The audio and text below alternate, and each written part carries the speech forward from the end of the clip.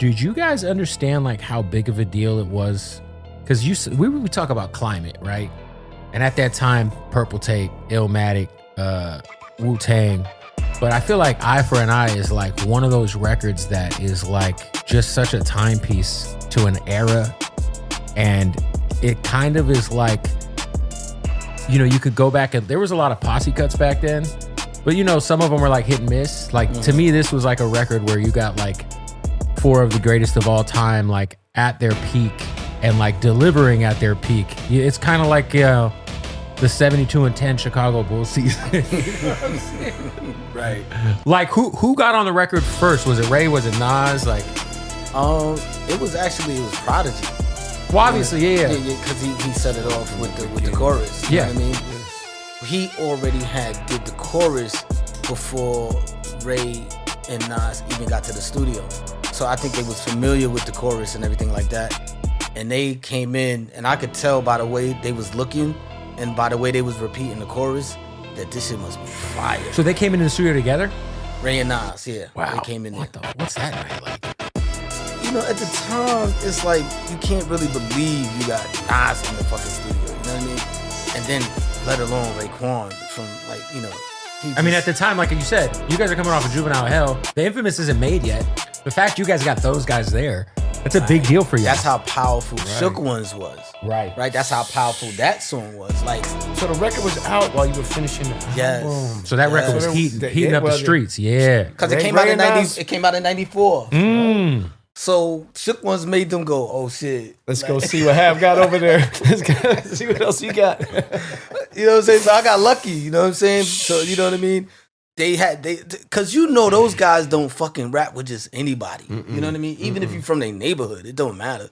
Like they're not gonna do a song with you. So the fact that they did, you know what I mean, just was a testament. I think my favorite beat on the album is Give Up the Goods. Those drums are fucking crazy. Q-Tip, right? Q-Tip on, yeah. He's a fucking drum master. Jesus, man. I learned from him. Yeah. That fucked all of us up back then. Shout out to just trying to figure out how he was programming those drums. Even the programming on One Love.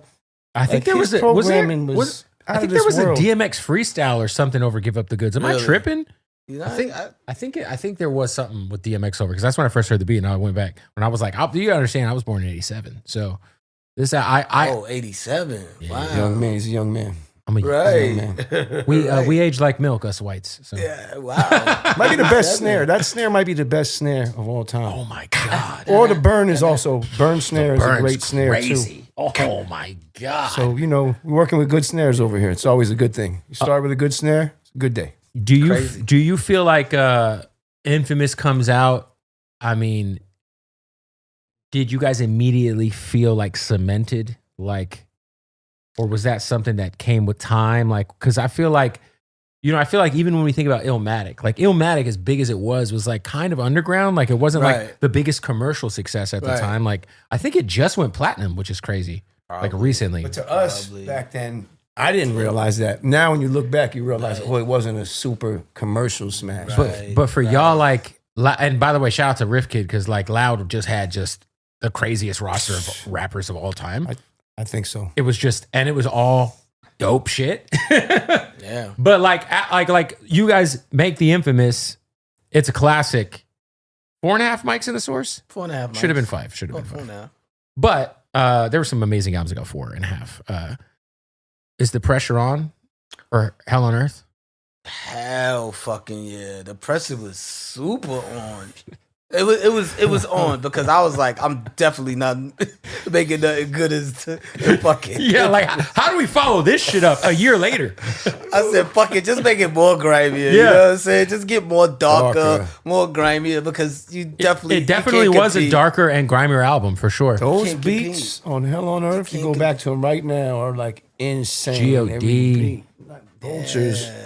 Give it up fast. Yeah. You were on, I don't know what you were on at that time. It's like, fuck it, just go darker. I always wondered, because I had talked to Steve about this. He said that, because he was tight with Tupac. He said Tupac came up to him at some party in LA and smacked him in the back of the head. And he's like, yo, are we good? And he was like, yeah, it's good. The little kids from Queens, it's all good. It's some rap shit.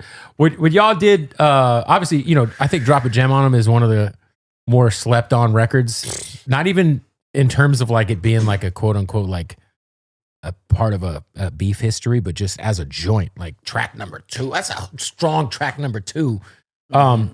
Were you guys at all? Because back then, I feel like in the 90s, we didn't have Instagram, we didn't have any of this shit. Were you like, was anybody hesitant about the Tupac line being on the album, or were you guys like, fuck it, let it fly? No. I mean, look, man, we from Queensbridge. We ain't give a fuck. We ain't care. We was just like, we here for the smoke. You know what I'm saying? Like, you know what I'm saying? But we was ready for it. We was ready for war because he came at us. You know what I mean? He came at us. So we was like, know what I mean? This hip hop. It's hip hop for sure. Yeah, it's kind of crazy too, because if you think back like that era, I always think, what would it be like if we had the Tupac East Coast beef in 2025 with Instagram? Like, crazy. It probably wouldn't be that many records getting made. It would be like, it's like I just saw, I just saw a couple artists like going back and forth on Twitter, and it was just like, Jesus, like, can't y'all make some fucking joints? Right. This album, man, Infinite, for you, what was, what was a record that I want each you guys to answer this, but just a record that each of you felt the best in terms of like, this is, because I know some, like you guys had to put some stuff together. Were there a lot of joints that you guys had already started working on before he passed, or? I don't remember working on any joints before he passed, but like, which joint when you finished it were you like, yeah, this feels good, man? And it's a whole album of those, by the way. Man, I'm like Taj Mahal. I ain't gonna lie. I was gonna say Taj Mahal. When he sent me that, he sounded excited. You know what I mean? He was like, yo. And it's a timepiece? Because I don't think the Taj Mahal exists anymore, right? Didn't they knock that motherfucker down? Or might be. Yeah, it's probably. But yeah, no, I agree. The Taj Mahal record is crazy. So, yeah, when he sent me that, and he sent it, he was like, yo, drop a verse to this shit. Like, I kind of was stuck, like, but I knew that I had to really rise to the occasion. You know what I mean? It's like, the fuck, this is what we do.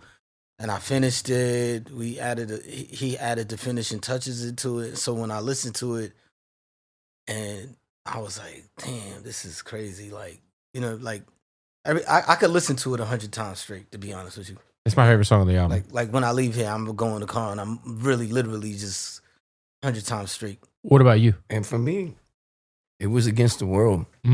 That one really hit me, like, because we made that late. He made that late in the making of the record. He sent it to me, and it blew my mind, like, because it just gave me that feeling. I definitely got emotional when I heard it. Just what he's talking about and his spirit, you know what I mean? It was in it, like, damn, it reminded me of the tours we used to do, and it was just like, wow. I wanted to close the album out with that. That was my idea. It was like, if we could hold this Ace in the Hole and make it the last song, but it was so good, I felt like that feeling was the first thing people needed to hear, in my opinion, because it just like, it gave you that feeling of like health, wealth, happiness. Remember the joint we had? Yep. It's that feeling. Like, P had a lot of different bags he went into, but this was like the one that made all of us feel like we were down with the illest crew in the world. Everybody, the whole crew. That's what Mobb Deep always did. Made us feel like we're affiliated with the best shit.